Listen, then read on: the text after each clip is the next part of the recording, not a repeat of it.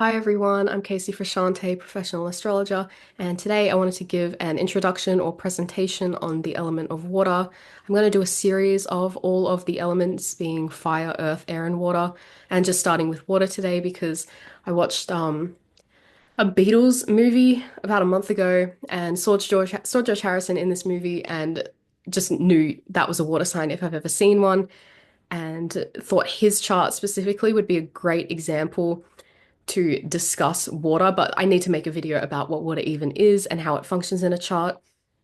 So there are three water signs, Cancer, Scorpio, and Pisces. And any planet in one of these signs has the natural ability to understand feelings relating to the qualities of that planet, meaning that the quality of the water gets filtered through the planet. You can have water in your chart, for example, the Moon and Venus, which are the two most feminine planets, and the expression or manifestation of that water element is going to be more feminine, potentially more private. Water is private anyways, but it's more internal in the psyche. And if you have more masculine planets, for example, Jupiter, Sun, and Mars in water signs, the water expression might be more overt.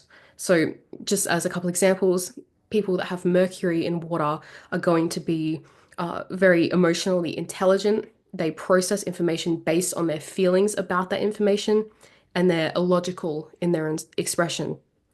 Mars in a water sign is going to act on their feelings because Mars is a planet of action.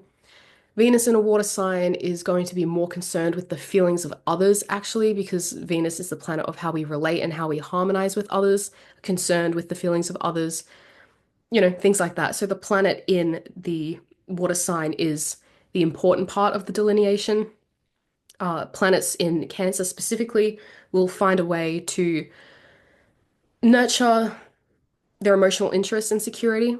Planets in Scorpio will find a way to will fight and protect their emotional interest and security, and then planets in Pisces will kind of like surrender to what they consider to be their emotional interest and security. And again, you need to consider which planets specifically are in those signs. And the planets in water know how they feel and aren't going to be persuaded by how they should feel about something. Those with an abundance of water in their chart are naturally going to be introspective and reflective. They have that intuitive understanding of the emotional undercurrents active in their environment and are able to properly acknowledge the undercurrents and their feelings about the undercurrents. They're very conscious to the emotional things that a lot of people can't understand and see. Planets in water are always in touch with the primitive survival instincts that we all have. It's not important, it is important to keep in mind that, particularly if you are like me and you have an abundance of water in your chart, not everyone is in touch with those primitive aspects that they were born with. I need to constantly remind myself that not everyone is comfortable with the expression of water. Like some people are just a bit more cut and dry, and they maybe don't even believe in things like gut instinct. People ignore their gut instincts all the time. Um, I need to remind myself that, you know, there are people, a lot of people, that don't operate from their feelings. They don't process their feelings. People shut down their feelings. Um, People operate from their ego. They operate to protect their bottom line and they operate to maintain social order. Not everyone, obviously, but a large majority of people tend to operate from those places, especially based on the world that we live in. So the water element is kind of the opposite to that and being very in touch with your feelings. And it's not just feelings of like feeling sad, but also the more primitive aspect of it of I have a bad feeling about this person. This person looks great on paper, but there's something wrong with them. There's something wrong with their energy, something wrong with their eyes, something like that. Those with an abundance of water in their chart have that ability to like what's the word? Discern people based on their energy. And water signs are usually the first people that are going to jump ship if something feels wrong. Additionally, water types aren't going to do anything they don't feel emotionally connected to. This is why they make such great artists. It's not that their work is more technically advanced or technically better than anyone else's. It's because the emotional connection is there. And once it isn't there anymore, once that gets severed, they're just not going to do it anymore. And so a lot of the time, their kind of artistic career or artistic integrity doesn't get kind of dragged out or dragged through the mud because they have, certain contractual obligations to live up to, things like that. I think that for me is a big reason why predominantly water types are such great artists and musicians because they're very emotionally connected to their work. And artists lacking in water kind of creep me out a little bit, just because the I find the work is often very basic, kind of corporate, surface level expressions of the feeling they're attempting to convey. Um, Meaning, if a person lacking water in their chart writes a song and it's a song about being angry, it sounds just angry, noisy, and loud. They're trying to convey sadness or melancholy. The song being like a minor key, uh, tempo will probably be grave. The lyrics and the vocal delivery are going to be mopey. There's not that much room for interpretation. But when someone has an abundance of water in their chart, their feelings are more nuanced. There's more depth to the artwork produced by those with an abundance of water because they're not trying to really prove anything to the world. They're just expressing their feelings as a form of catharsis.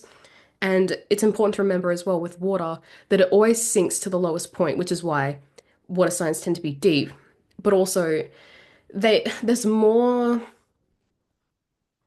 their feelings are more dynamic, meaning that they can write a song about feeling angry or sad and have it not necessarily sound that way texturally or sonically, because it's also just maybe it's not that deep as well. Like I said, their feelings are more nuanced. There's more dynamics involved, so they can kind of ebb and flow between emotions, if that makes sense.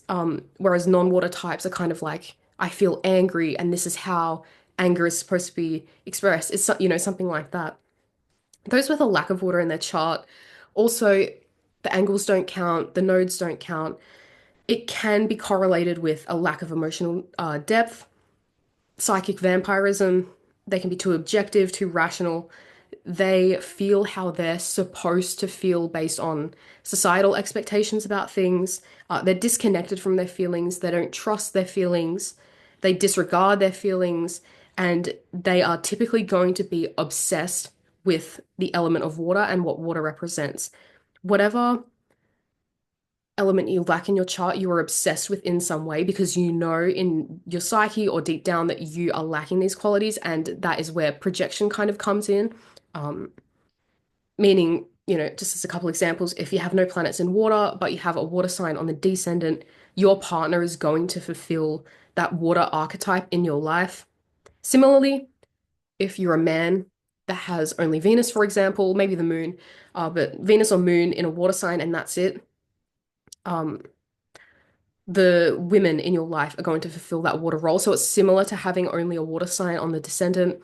And then if you're a woman and you have only Mars in a water sign, you're probably going to be attracted to water types, if you're straight, primarily, with Mars. And, any kind of sexuality, just integrate the correlating planets for yourself. But yeah, so water descendant only, Venus or moon only for a man, and then Mars only for a woman. Chances are it's the partner that is the water.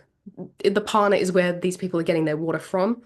If you have no planets in water, but the ascendant is in water, that's kind of like you feel like you're playing the role of a water sign and feel some kind of resentment about it or for it, because you're kind of typecast into being that role, but you feel like it isn't actually for you, and you don't understand why people constantly view you in this way or why you're constantly treated a certain way.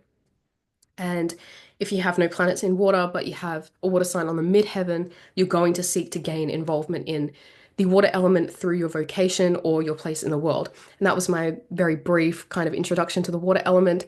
And hopefully you'll gain some more understanding when I make specific videos using certain celebrity charts. And we can look into water more in depth through the charts. But this was my just introduction to water, and I'll see you in my next video. Bye.